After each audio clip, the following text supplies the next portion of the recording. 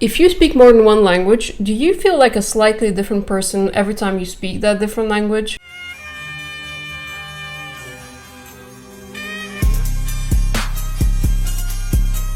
What's really going on here? Do you literally become a different person when you're speaking a different language? As someone with a background in psychology and neuroscience, and also an avid language lover and someone who spends a lot of my free time learning languages, I thought I should give my 2 cents on that.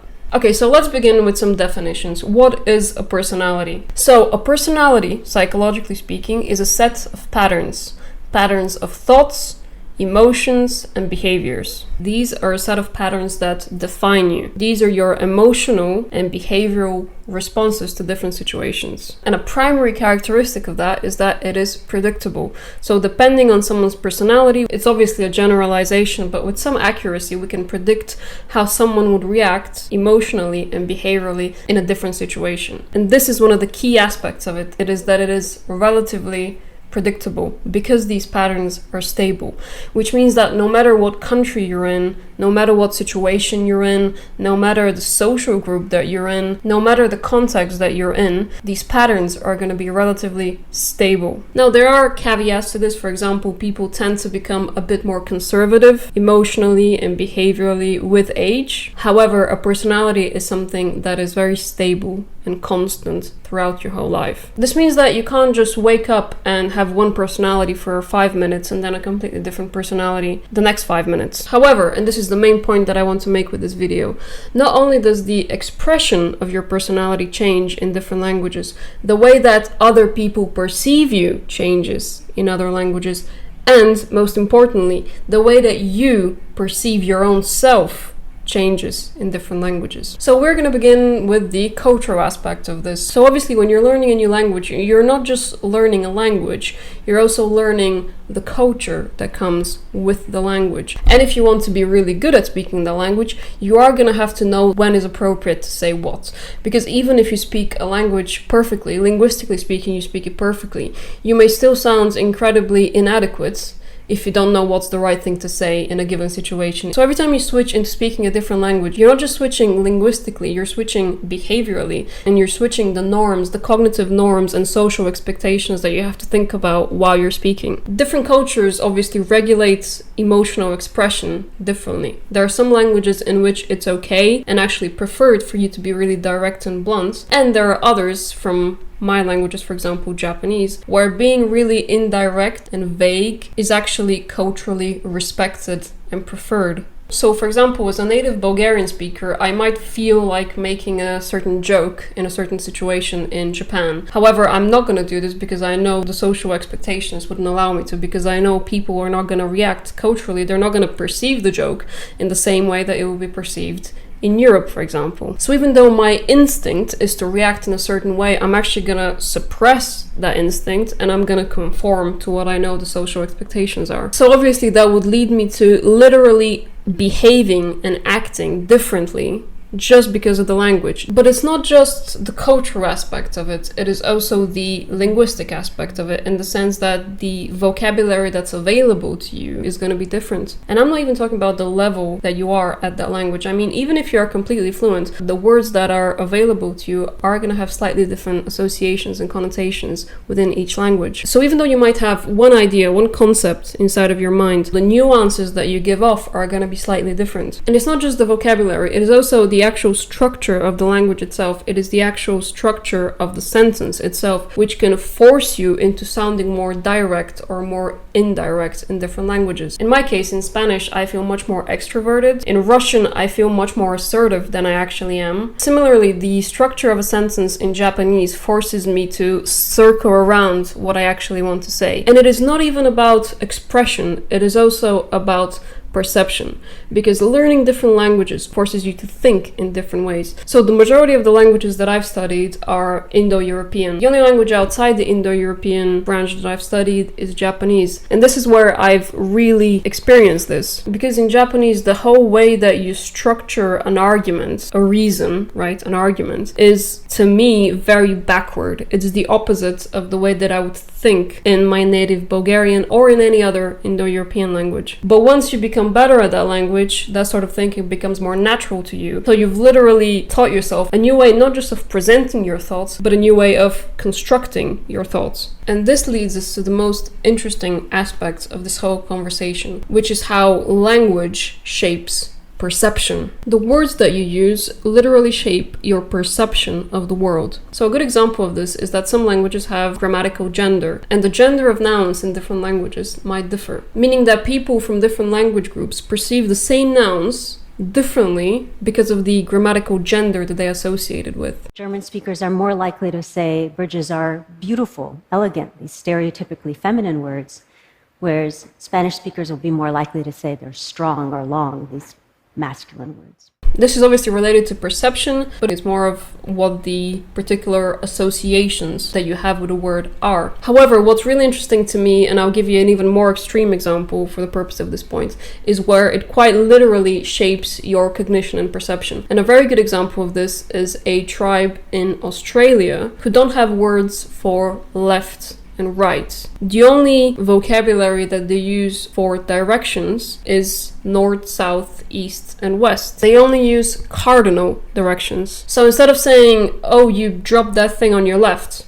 they would say, oh, you dropped that thing on your southwest. Meaning that their relationship to space is geocentric instead of egocentric. Because of the aspect of their language, they're always keeping track of cardinal directions. And as you would expect, when you compare them to people who use left and right, who used egocentric orientation, people from that tribe are astonishingly better at telling directions. They can point to what's north and what's south with astonishing accuracy, even when they are indoors, even if it's in the middle of the night, or even when they've been spun around sitting in a chair. Another very good example of how linguistic metaphors can shape perception is comparing English speakers to Mandarin speakers. So English speakers tend to think of time as being on a horizontal line, with the past being on the left and the future being on the right. However, Mandarin speakers tend to metaphorically speak of time on a vertical line, the top being the past and the bottom being the future. So when English speakers and Mandarin speakers are asked to place a bunch of pictures in a chronological order, so for example, a person aging, English speakers tend to put them on a horizontal line and Mandarin speakers tend to put them on a vertical line. This shows how linguistic metaphors can quite literally shape the spatial perception of time. Another very similar example to this is from a group of indigenous people in Papua New Guinea who describe the past as going downhill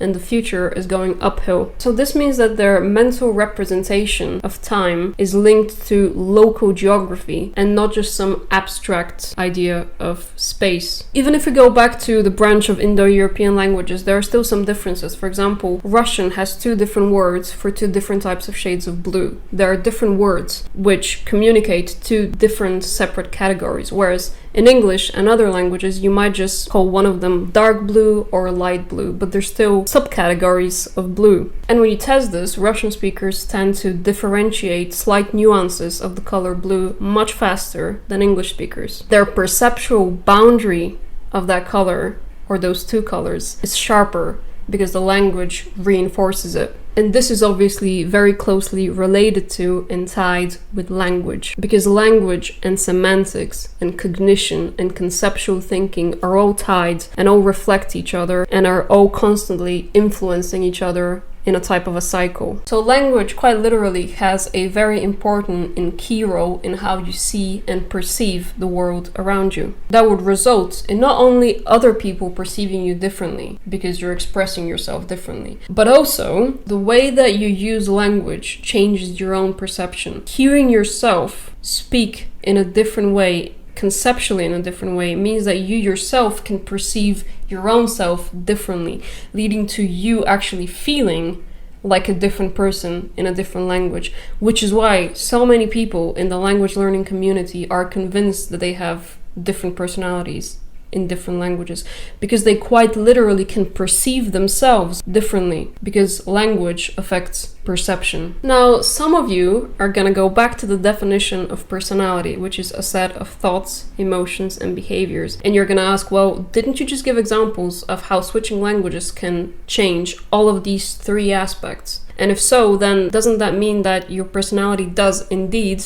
literally change? And you'd be right to ask that. And it is true, theoretically. However, in practice, I would argue that this is close to impossible. If you're raised speaking one language and grew up in one particular culture and then later in life moved to a different country and lived a significant portion of your life within that country, speaking that language, immersed in that culture, then doesn't that mean that you're not just suppressing your natural reactions to conform to the cultural expectations of the new country? Doesn't that mean you've doing it for so long that you have now internalized those new emotional and behavioral patterns? And over time, these patterns that you've adopted can solidify into literal instinctual traits of yours. Doesn't that literally change your personality indeed? And the answer is yes, your personality can shift. A new aspect of it might be revealed within that language. However, in that case, they would be integrated into the core system, into your personality. They can reshape parts of it, or they can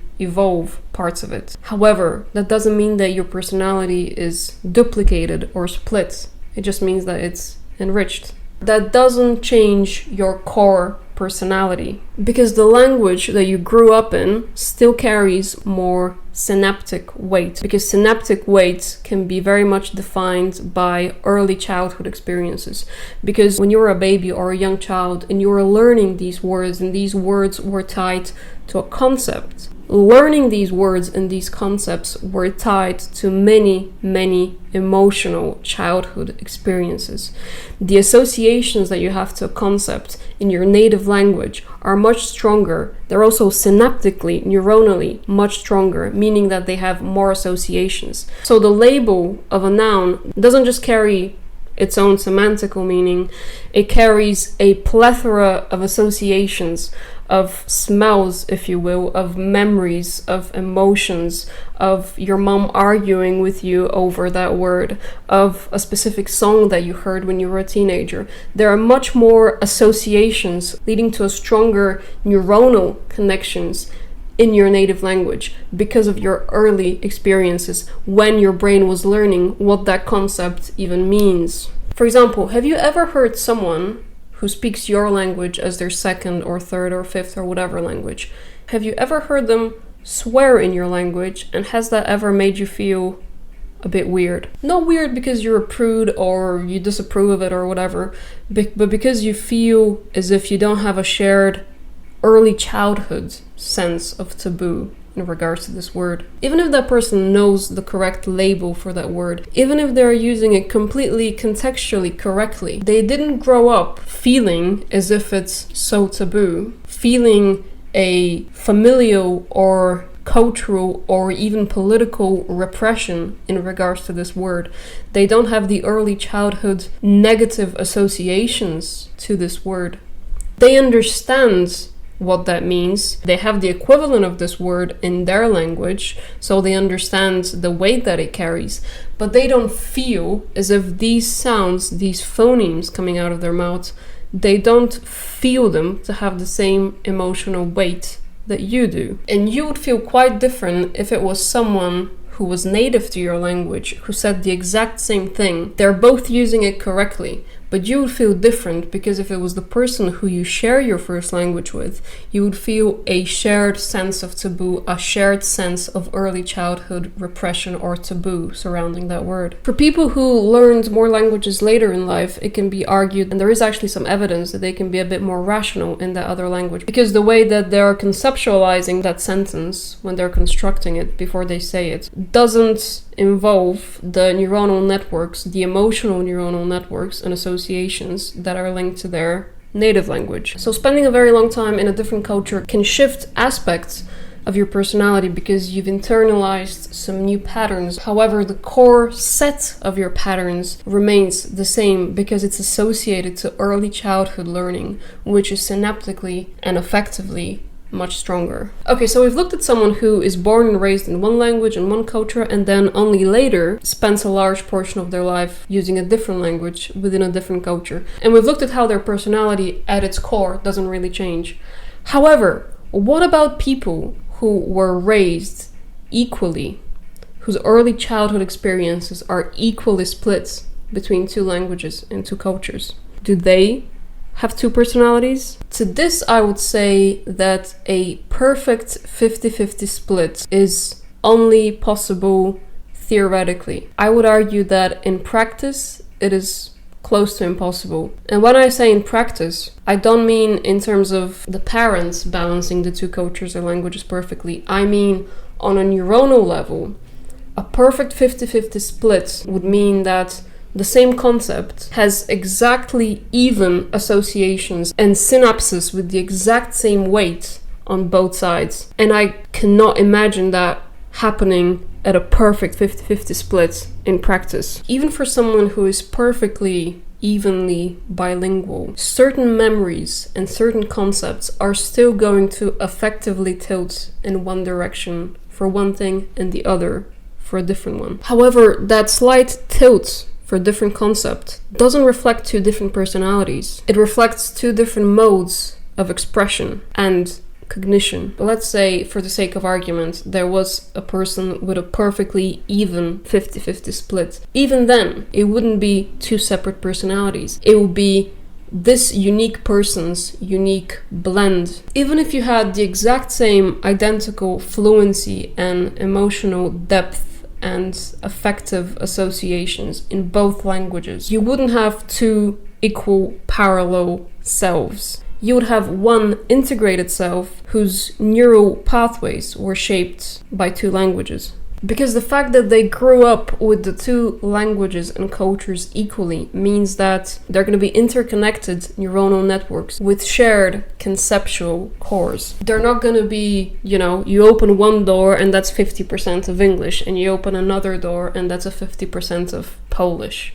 Right? There are going to be interconnected neuronal networks which rely on each other. And when you're trying to access an early childhood memory, or subconsciously your brain goes to an early association, they're still going to be intertwined because they were intertwined in your life. It would mean that one core personality has two different modes of expression and cognition. However, they're still interconnected and they're still constantly interacting with each other. And yes, depending on the context, they can still activate different aspects of their personality which would better fit the given context. So even though their personality is one, various cues around them, like the language that they hear, or the environment that they're in, or the audience in front of them, are going to activate different aspects of their personality. So, do we have different personalities when speaking different languages? Psychologically, no. You don't become a new person every time you speak a new language, but you can access different parts of yourself, parts that other languages might not fully express. The way that you express your personality changes. The way that other people see you changes. The way that other people perceive you changes. And most importantly, the way that you yourself perceive yourself changes. So it's not the case that people who speak different languages have different personalities, but it is that the one personality that they have is multidimensional.